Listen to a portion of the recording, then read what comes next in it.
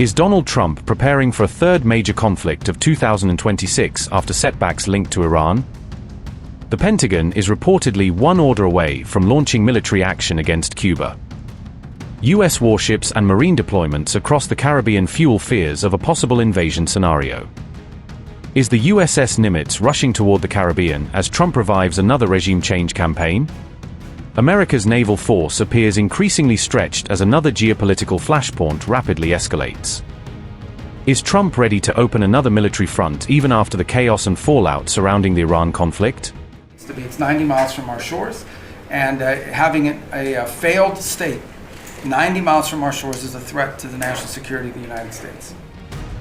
Politico reported that the Pentagon has spent months positioning troops, warships, and weapons for a possible military operation involving Cuba.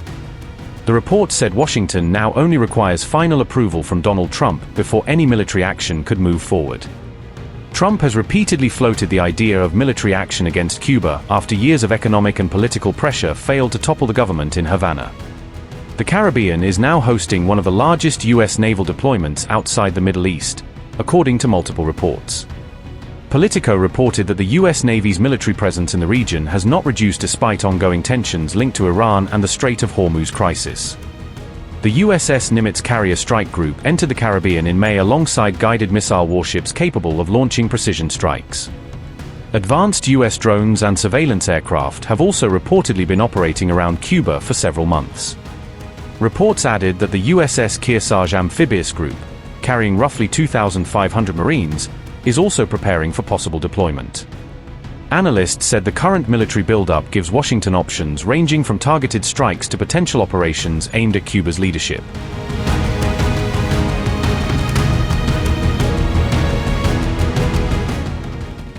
On May 27, Marco Rubio warned that a failed state located just 90 miles from U.S. shores represents a national security concern. The USS Nimitz arrived in the region on the same day the United States announced charges against former Cuban leader Raul Castro.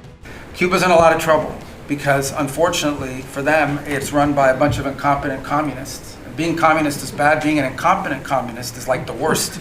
But the country's been taken over by this company called Gaesa that basically controls 70% of the economy. None of the money in that company goes to help the Cuban people. None of it.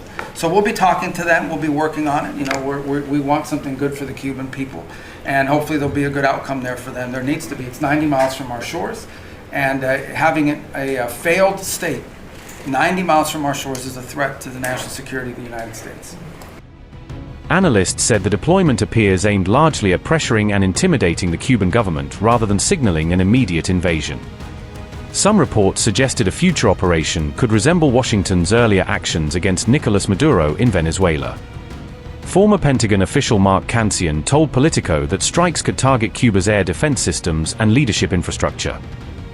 Mark Cancian said, and I quote, "The Nimitz is likely there primarily for intimidation, though it could be used in a military operation if needed. Airstrikes are possible to take out their air defenses to allow broader air operations. Or, perhaps, destroy their leadership with the idea of establishing a relationship as we have with Venezuela. Raul Castro would be their first target." Unquote.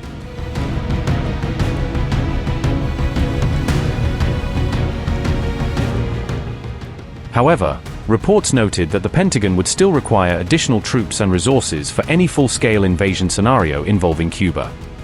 Several U.S. warships operating in the region have reportedly remained deployed far beyond standard rotation schedules. Defense officials warned that prolonged deployments are placing growing strain on crews and broader U.S. Navy operations. Joe Plensler said, and I quote, "You don't sign up for an easy time. You know any deployment is going to be uncertain.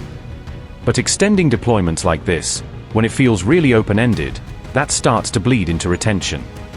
How much more likely am I able to convince my family to do another enlistment and stick with it?" Unquote. The USS Gerald R. Ford recently completed a record 11-month deployment across multiple conflict zones. The USS Nimitz has also reportedly had its planned retirement delayed, with the Navy extending its service until 2027. Military officials have warned that overextending major warships could create long-term maintenance, repair, and personnel retention challenges for the Navy. The developments come as the Trump administration continues facing questions over whether U.S. objectives in the Iran conflict were successfully achieved.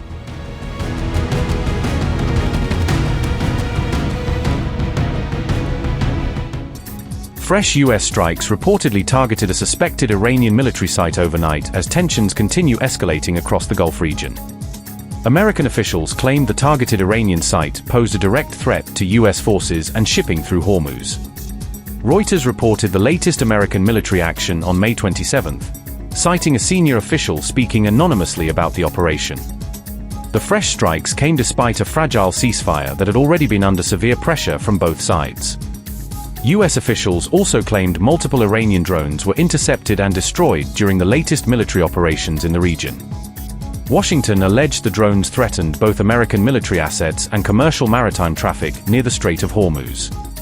The overnight operation had not been publicly disclosed before anonymous officials confirmed details to Reuters on Wednesday. Trump insisted the Strait of Hormuz would remain open under continued American monitoring and military pressure against Iran. Notably, the United States already carried out what it called defensive strikes against Iran earlier this week. Iran accused Washington of repeatedly violating the fragile ceasefire through continued military operations and escalating regional attacks. Previous U.S. operations targeted suspected Iranian mine-laying boats and missile launch facilities near key maritime routes.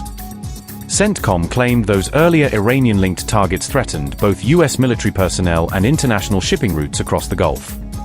Meanwhile, Iranian media reported 3 explosions near Bandar Abbas as tensions sharply escalated overnight across southern Iran. Iran activated its air defense systems for several minutes while authorities investigated the cause of the explosions near Bandar Abbas. Iran International's report said, and I quote, Iranian media reported that 3 explosions were heard east of the southern port city of Bandar Abbas at around 1:30 a.m. local time on Wednesday, adding that air defenses were activated for several minutes and that authorities are investigating the source of the sounds, unquote. U.S. officials claimed Iran launched 4 drones toward an American-linked ship near the Strait of Hormuz recently. According to Axios, U.S. forces intercepted and destroyed all 4 drones before they could strike their intended targets. The latest escalation came shortly after Trump declared that nobody would be allowed to control the Strait of Hormuz militarily. Trump made the remarks amid reports suggesting Iran and Oman were discussing a possible new framework governing Hormuz shipping routes. Iran wants control of the Strait of Hormuz.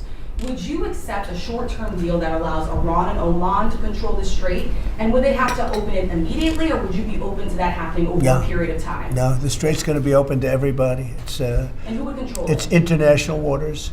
Nobody's going to control it. We're going to watch over it. We'll watch over it, but nobody's going to control it. That's part of the negotiation that we have. They would like to control it. Nobody's going to control it. It's international waters, and Oman will behave just like everybody else, so we'll have to blow them up. They understand that. They'll be fine. Mr. President, thank you. How much economic pressure do you feel to get the Strait of Hormuz open? Well, you have to understand, the United States has so much oil that we are an exporter of oil. So we have plenty of oil. We're very lucky. We're blessed with the greatest piece of land in the world from that standpoint, and we have more than anybody else. And now when you add Venezuela to it, we have, I think, 64% of the world's oil. And we're getting along very well with Venezuela, by the way. It's being run really beautifully. The big companies are moving in. It's going to be amazing because it's also, like us, they're very blessed in that sense.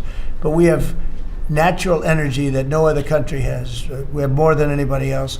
So it's really a world problem because most of the world doesn't have that. And we're making it available. During the closing, I don't know if you've seen some of the satellite pictures, boats, hundreds of boats lined up. It looks like, I used to say, the Long Island Expressway with the cars.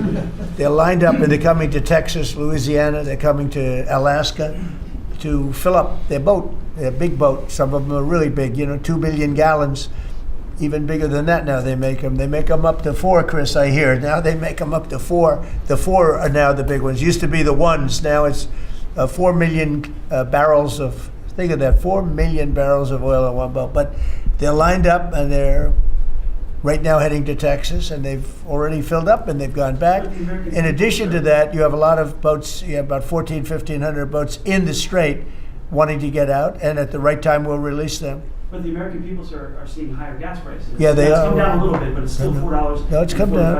Oh, it'll come down a lot. It'll come down to where it was before. We had it when I was in Iowa. We had we're driving by and we saw gas stations, $1.90 a gallon, $1.85, $1.87 were the three that we saw. We had it down in some places below. Now we can't help but California where they charge so much tax that you lower it and they charge tax.